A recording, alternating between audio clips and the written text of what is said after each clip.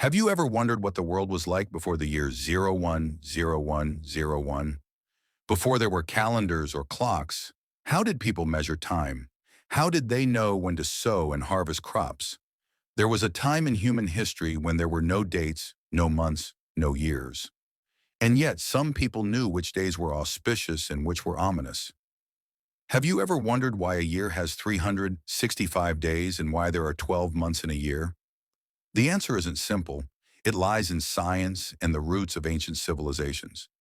In this video, we'll journey back in time, far back, to a time when there were no calendars or dates. When time wasn't seen, it was felt. Because this isn't just the story of time.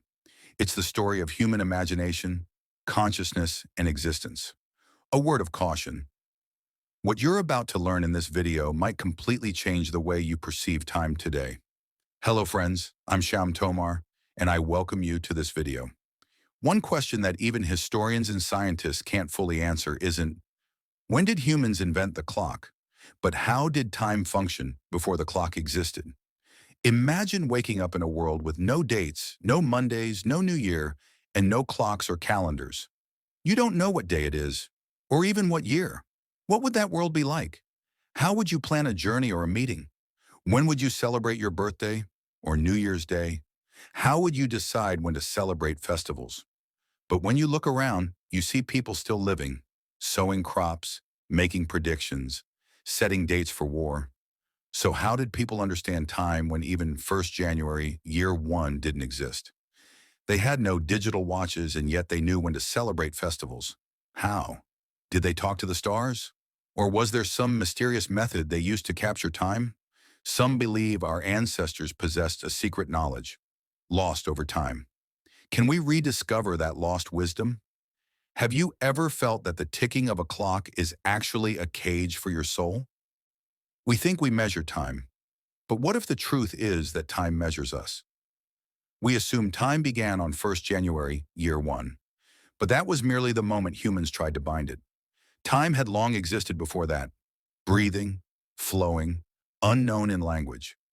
Thousands of years ago, when humans looked at the sky, they observed changes, like the moon waxing and waning, the sun rising and setting in different positions, stars shifting at night.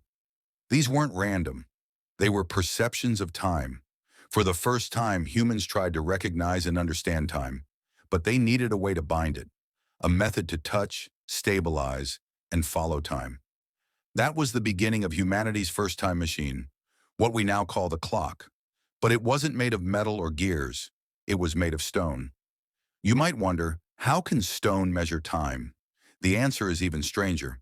Ancient civilizations erected massive stones, not randomly, but aligned with the sun's shadows. Each day the sun rose at a slightly different angle, casting changing shadows. But on one specific day of the year, the shadow would fall exactly on a fixed point, where a stone weighing thousands of kilos stood. Was this a coincidence, or the key to a great mystery? The most famous of these ancient calendars is Stonehenge in Britain, a circle of massive stones carefully placed on an open field. Every year on June 21st, the sun rises precisely between these stones, and on December 21st, it sets at the same point. This was how they measured time and seasons. No clock, no calendar, just the sun and stones. A 2022 study suggests that the larger stones of Stonehenge might represent 365 days of the year, like today's calendar. Perhaps each stone symbolized a day or week, a timekeeper made of stone. So next time you see a picture of Stonehenge, don't think of it as just a bunch of rocks. It's a scientific marvel, a calendar that captured time in stone. But did you know that in India, similar astronomical mathematics was used thousands of years ago? Indian temples weren't just places of worship, they were centers of timekeeping. What do you think the Konark Sun Temple was built for? Worship only, or was it a time machine that could measure both the year and time of day? Located just a few kilometers from the sea in Odisha, the Konark Sun Temple is designed so that on two specific days each year, the sun's rays enter the sanctum in a precise, controlled way, like a modern science lab experiment. The chariot of the sun god has 12 wheels, 7 horses, and a mystery. Each of the 12 wheels represents a month. Each wheel has 8 spokes, representing the 8 time divisions of a day, called prahars in ancient India. Just as we divide time into hours today, our ancestors divided time into prahars. Now listen to something amazing. You can tell the time of day by looking at the shadow on those wheels. At a time when the world didn't even know how to build a clock, our ancestors were reading time from stone. This wasn't art, it was science. It was time engineering, and it was done right here in our own land. Imagine being part of a tribe 5,000 years ago. You're told that when the sun's shadow touches the third stone, the next season begins. No clock, no mobile alert, just a shadow. And your entire civilization depends on it. Stones once spoke the language of time. But is that language still alive? Or have we lost it, relying only on machines? When ancient humans looked at the sky, they noticed the moon changed every night, from a sliver to a full circle, and then faded away. It wasn't just beautiful, it was the first sign of time. The moon's 29-day cycle, from new moon to full moon and back, became the first calendar of the world, the lunar calendar. In India, the Panchang system is based on the moon. Concepts like Tithi and Paksha are linked to lunar motion. This calendar became the foundation for social, religious, and agricultural life. Festivals, fasts, weddings, everything followed the moon. But another celestial body also told time, the sun. The sun's yearly cycle is about 365 days. It's more stable and precise. That's why civilizations like Egypt and Rome use the solar calendar. But here's the dilemma. The moon takes 29 days for a cycle. The sun takes 365 days for a year. Which calendar is more natural?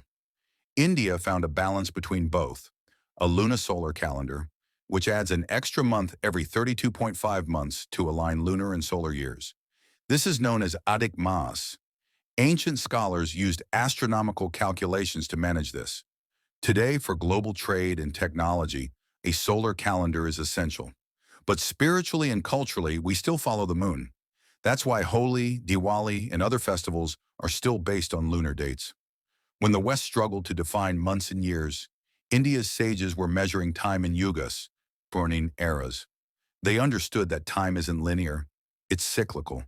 To explain this, they wrote Vedanga Jyotish, not just an astrological text, but a scientific explanation of time, including Earth's motion, the sun's position, moon phases, and planetary movements. These calculations were so accurate that modern science later validated them.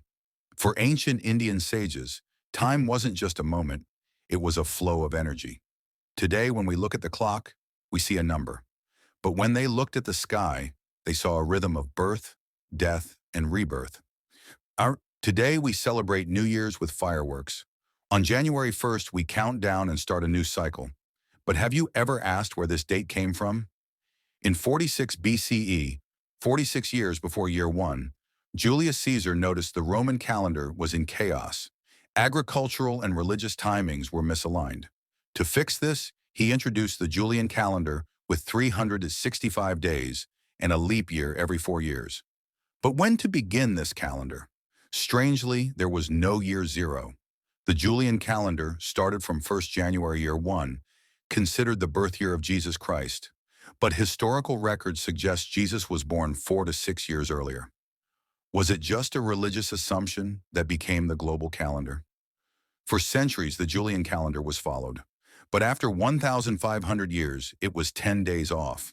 So Pope Gregory XIII corrected it with the Gregorian calendar, skipping 10 days in October 1582. From October 4th straight to October 15th. We've been using that system ever since. Now you may wonder, why are there 12 months in a year? Why about 30 days per month? Why does leap year have 29 days in February?